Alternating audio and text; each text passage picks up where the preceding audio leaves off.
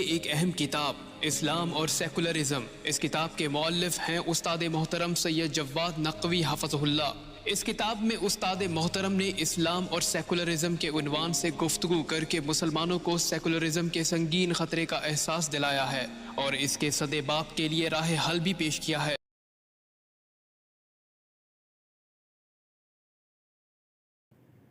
نام کتاب اسلام اور سیکولرزم۔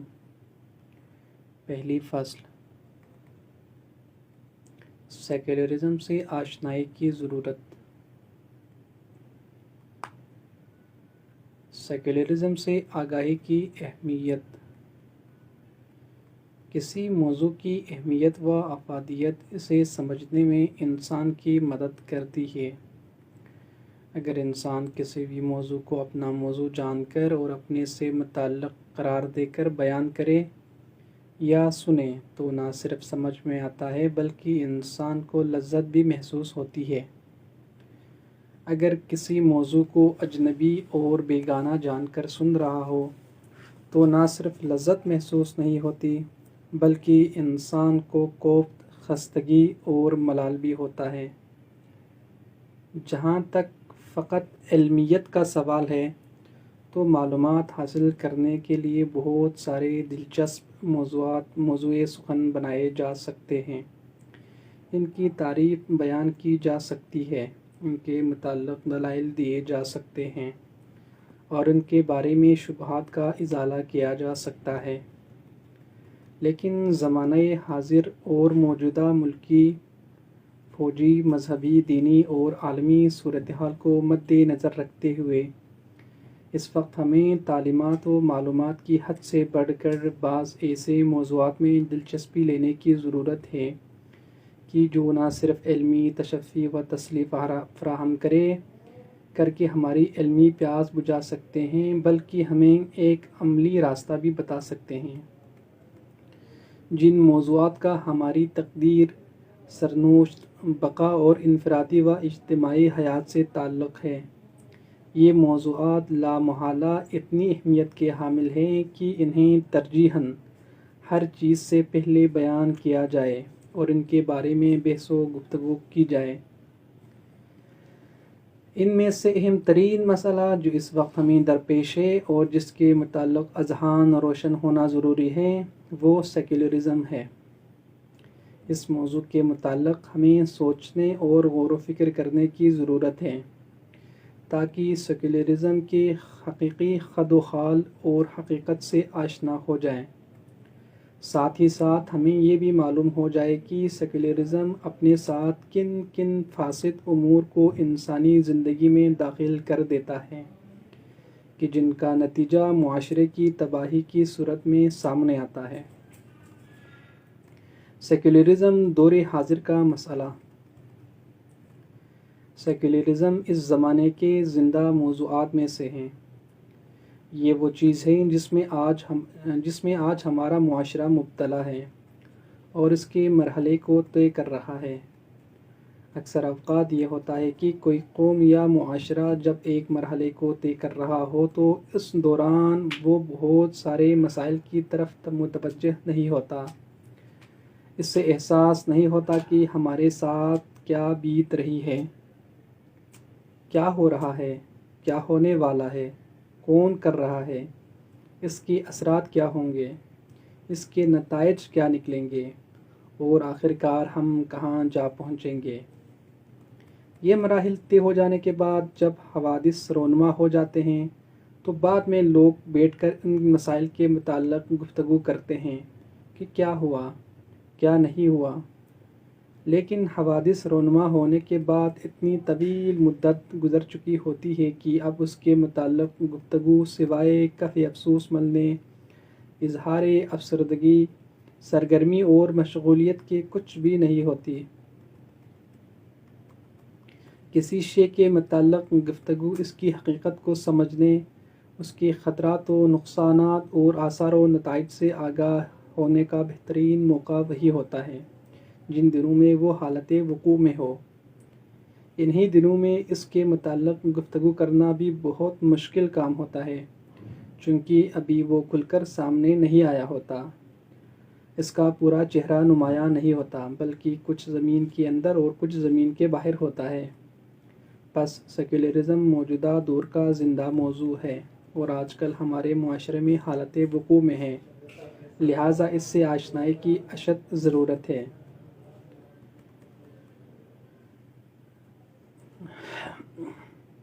اپنے زمانے کا انسان۔ روایات، بالخصوص سیرت معصومین علیہ السلام اور بالاخص واقعہ کربلا کے دروس میں سے ایک درس یہ ہے کہ اگر آپ اہمیت دینا چاہتے ہیں، اگر اہتمام کرنا چاہتے ہیں، اگر آپ میں ہمت ہے تو اپنے زمانے کے مسائل کو اہمیت دیں، اپنے زمانے کے مسائل میں اہتمام کریں۔ آپ اپنے زمانے و عصر کے فرد و معاصر خود بنیں، تاریخ اور ماضی میں زندگی بسر نہ کریں اور ایسے ہی مستقبل کے خیالوں میں کھوئے ہوئے نہ رہیں، یعنی ماضی کی تاریکیوں اور ظلمات اور مستقبل کے افسانوں و تخیلات میں زندگی بسر نہ کریں۔ سلیم بن قیس نے امیر المؤمنین علیہ السلام سے روایت کی ہے کہ امیر المؤمنین علیہ السلام نے رسول اللہ صلی اللہ علیہ وآلہ وسلم کی حدیث بیان کی، وَإِنَّ أَشَدَّ أَهْلِ النَّارِ نِدَامَةً وَحَسْرَةً رَجُلٌ دَعَا عَبْدًا إِلَى اللَّهِ فَاسْتَجَابَ لَهُ وَقَبِلَ مِنْهُ فَأَطَاعَ اللَّهُ فَأَدْخَلَهُ اللَّهُ الْجَنَّةَ وَأَدْخَلَ الدَّاعِيَ النَّارِ بتركه علمه واتباعه الهوى وطول العمل، أما اتباع الهوى فيصد عن الحق وطول العمل ينسى الآخرة۔ جہنمیوں میں سب سے زیادہ ندامت اور حسرت کرنے والا وہ شخص ہوگا کہ جو دوسرے کو اللہ کی طرف بلائے اور وہ اس کی دعوت پر لبیک کہہ کر اللہ کی اطاعت کرے اور خدا بھی اسے جنت میں داخل کرے، لیکن خود دعوت دینے والے کو اللہ تعالیٰ جہنم میں ڈالے، اس لیے کہ اس نے اپنے علم پر عمل نہیں کیا، خواہشات نفسانی کی پیروی کی اور لمبی لمبی آرزوئیں کرتا رہا۔ خواہشات نفسانی انسان کو حق کی پیروی سے روک دیتی ہے اور لمبی لمبی آرزوئیں آخرت کو بلا دیتی ہیں۔ اس طرح امام علی علیہ السلام نہج البلاغہ میں فرماتے ہیں، اے لوگو، مجھے تمہارے بارے میں سب سے زیادہ دو باتوں کا ڈر ہے، ایک خواہشوں کی پیروی اور دوسرے امیدوں کا پھیلاؤ۔ خواہشوں کی پیروی وہ چیز ہے جو حق سے روک دیتی ہے اور امیدوں کا پھیلاؤ آخرت کو بلا دیتا ہے۔ نہج البلاغہ خطبہ 28 میں بھی امیر المومنین علیہ السلام نے لوگوں کے بارے میں اسی خوف کا اظہار کیا ہے۔ زندگی کے لمبی لمبی آرزوئیں یعنی خیالی پلاؤ بنانا اور پھر ان مستقبل کے آرزو میں ہی اپنی ساری عمر صرف کر دینا کہ جن تک انسان اپنی عمر میں ہرگز نہیں پہنچ سکتا، تباہی کا باعث ہے۔ لہٰذا ماضی اور مستقبل کی بجائے زمانہ حاضر کو اہمیت دینی چاہیے۔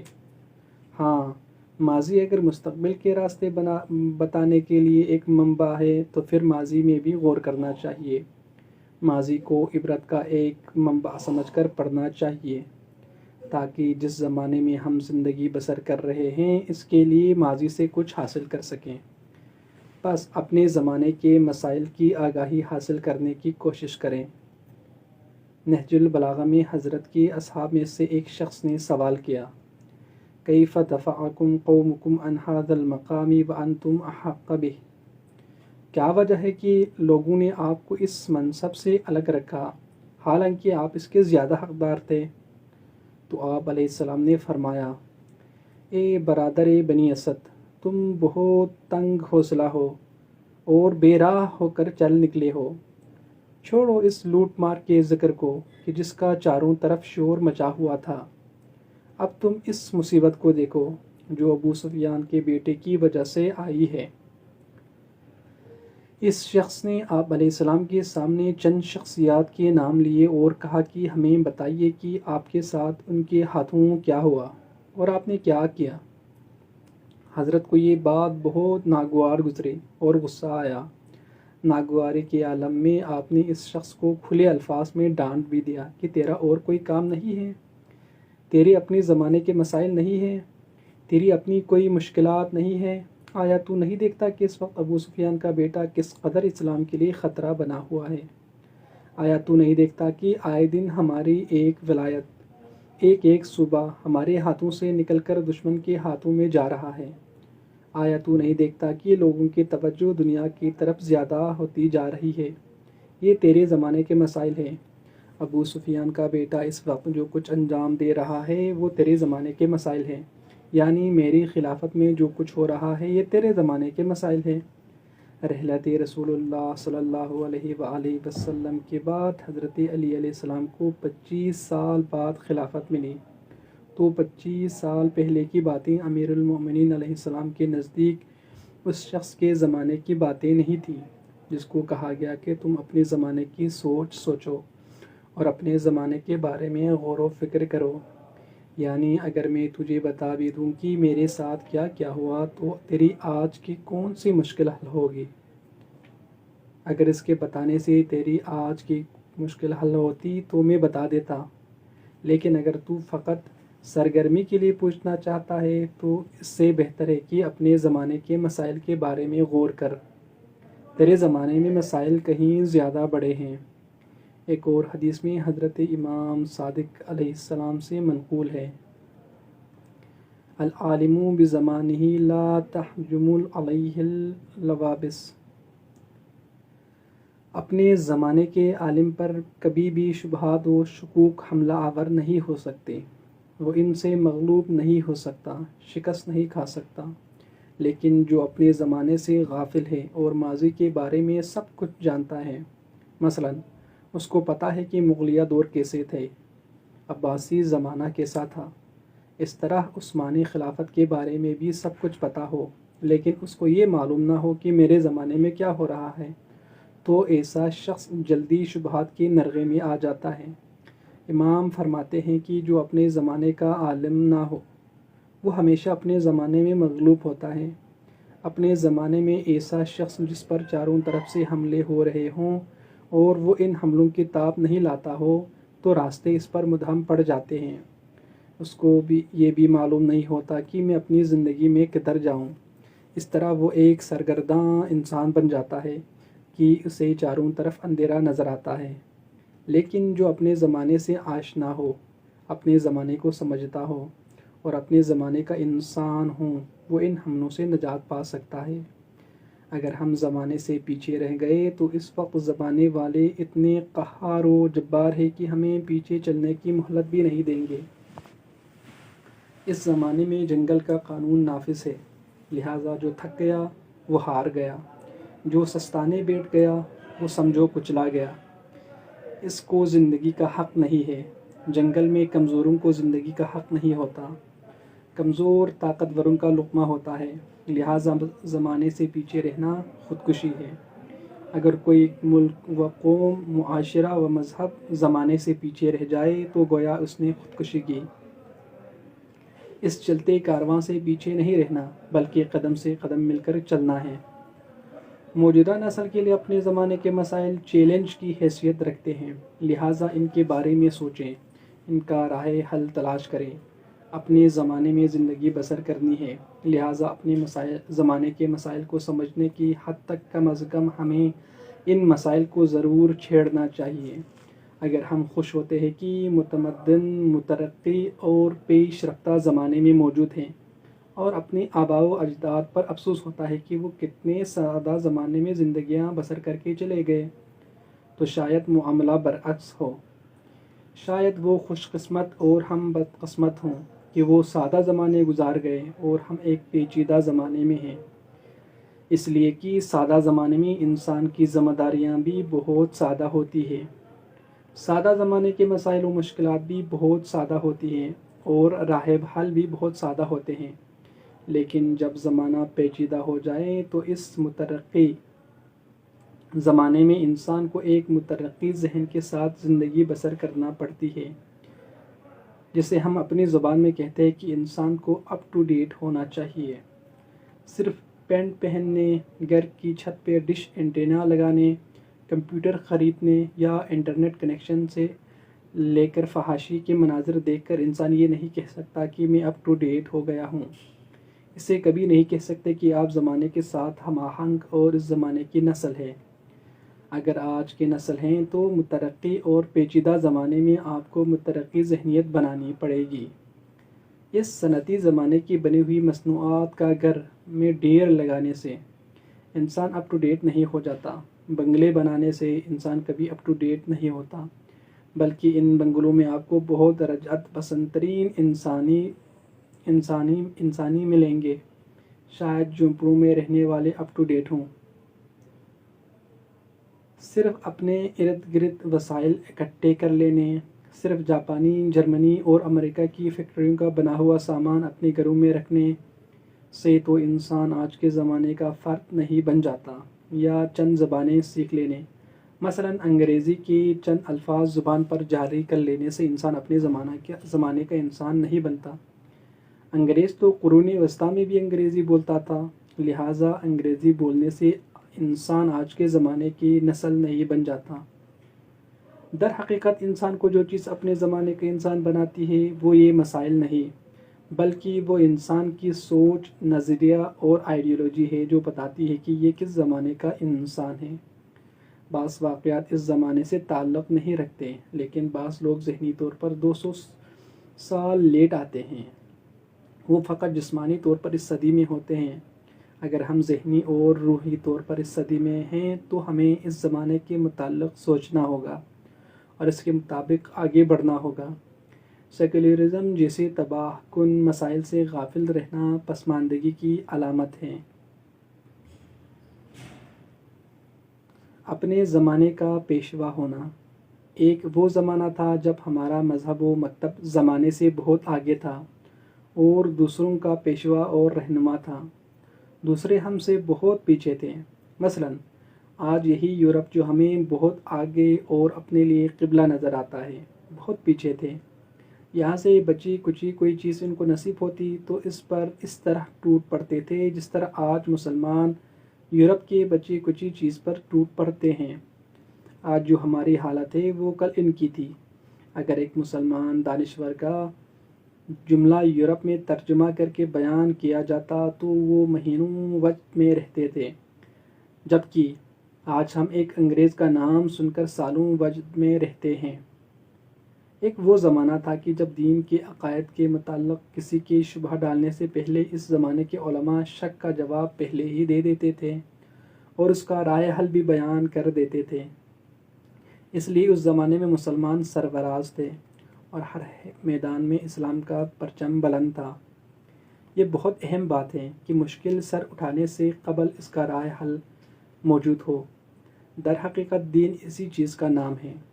خداوند تبارک و تعالیٰ نے انسان کی خلقت سے بہت پہلے ہدایت نازل کی، چونکہ جب انسان زندگی شروع کرے گا تو اسے مشکلات پیش آئیں گی، لہٰذا مشکلات پیش آنے سے قبل رائے حل بیان کیا۔ بس انسان کا ایسے مکتب و مذہب سے تعلق ہو کہ جو مشکل کھڑی ہونے سے پہلے رائے حل بتا دیتا ہے۔ پھر اگر ہمارے زمانے میں مشکلات پیش آئیں اور ہم سب حیران و سرگرداں ہو کہ رائے حل کیا ہے تو یہ مذہب سے دوری کا نتیجہ ہے۔ یہ جان بوجھ کر اپنے اوپر راستے کو مبہم بنانا ہے، جیسے کہ بچہ اپنے ماں باپ کو محظوظ کرنے کے لیے کبھی نابینا کا کردار ادا کرتا ہے۔ اگر بچے نابینا کا کردار ادا کریں تو انسان محظوظ ہوتا ہے، لیکن جب بالغ اور عاقل انسان اپنی پوری قوم دوسروں کو محظوظ کرنے کے لیے نابینا ہو جائے تو انسان نہ صرف محظوظ نہیں ہوتا بلکہ افسوس ہوتا ہے، اور یہ ان کے لیے تباہی کا باعث ہے۔ ہمارے مکتب میں مشکلات سے پہلے رائے حل موجود ہیں، اور اس کی بہترین دلیل اتفاقاً ہمارے ہی خطے میں ہے۔ وہ یہ کہ رہبر معظم انقلاب اسلامی حضرت آیت اللہ سید علی خامنائی مدظ اللہ العالی نے فخر کے ساتھ بیان فرمایا کہ ایک زمانے میں برصغیر جب پاکستان اور ہندوستان ایک تھا، اتنا پیش رو تھا، تفکر و عقائد میں اتنا ترقی یافتہ تھا کہ پوری دنیا کے مسائل کا حل بیان کرتا تھا۔ حضرت آیت اللہ میر سید حامد حسین جو 13ویں صدی ہجری کے بزرگ علماء میں سے تھے۔ سرزمین ہندوستان و برصغیر کا عظیم علمی سرمایہ تھے۔ ان کی معروف کتاب افقات الانوار ہے، جو انہوں نے الغدیر سے پہلے لکھی ہے، بلکہ الغدیر کے منابع میں سے ہیں۔ افقات الانوار تاریخی تشیع میں ایک بے نظیر کتاب ہے۔ آپ نجف جائیں جہاں بڑے بڑے حوزے اور علمی مراکز گزرے ہیں، حتیٰ مشہد، قم، حلہ یا دیگر کسی مقام پر اتنا بڑا علمی کارنامہ انجام نہیں پایا جتنا سرزمین ہندوستان پر انجام پایا۔ افقات الانوار وہ کتاب ہے جو تحفہ اثنا عشریہ کے رد میں لکھی گئی ہے، لیکن تحفہ اثنا عشریہ کے چھپنے اور بازار میں آنے سے پہلے میر سید حامد حسین کی کتاب بازار میں آئی تھی۔ جب مخالفین نے شیعہ عقیدتی سرحدوں پر حملہ کیا اور تحفہ اثنا عشریہ کے مؤلف نے شیعوں کے خلاف کتاب لکھنی شروع کی، تو اس سے پہلے کہ یہ کتاب تدوین کے مرحلے سے فارغ ہو کر چھپ کے سامنے آتی، اس کا جواب افقات الانوار پہلے چھپ کر بازار میں آ گیا اور لوگوں کے پاس موجود تھا۔ حتیٰ یہاں تک لکھا گیا ہے کہ اس کتاب تحفہ اثنا عشریہ کا مؤلف اس درد میں اسی سال مر گیا کہ اس کو یہی افسوس تھا کہ اس سے پہلے کہ میں اپنی کتاب بازار میں لاتا، اس کا جواب پہلے آ گیا۔ یہ ہے اپنے زمانے پر مقدم ہونا، اپنے زمانے کا پیشوا ہونا۔ لیکن آج اس قوم اور اس مسلک بلکہ پورے اسلام کی حالت یہ ہے کہ اسلام کے خلاف ہونے والے اقدامات، سازشیں، شبہات، اعتراضات اور سوالات سالوں گردش کرتے رہتے ہیں، لیکن ان کا جواب اور رائے حل نہیں آتا۔ مشکلات پر مشکلات پڑتی ہیں، ایک مشکل سے دوسرے مشکل جنم لیتی ہے، لیکن نہ پہلی مشکل کا حل سامنے آتا ہے نہ دوسری کا۔ آج واقعتاً ہم ذہنی لحاظ سے پسماندگی کا شکار ہیں۔ اس وجہ سے شبہ ڈالنے والے پہل کر جاتے ہیں اور جواب دینے والے مدتوں سرگرداں و حیراں ہو کر صرف افسوس کرتے رہتے ہیں۔ صرف ایک دوسرے کے پاس بیٹھ کر گلے شکوے کرنے سے مسائل حل نہیں ہوتے، بلکہ ہمیں چاہیے کہ اپنے زمانے کے مسائل کا حل تلاش کریں، اپنے زمانے میں دین کا دفاع کریں، اپنے زمانے میں دین کو تحفظ دیں، اور یہی کربلا کا سب سے اہم ترین درس بھی ہے کہ اپنے زمانے کے پیدا ہونے والے حملات و شبہات کا جواب دو۔ ماضی میں بہت سے علماء آئے جنہوں نے اپنے زمانے میں عظیم علمی خدمات انجام دی اور حق ادا کیا۔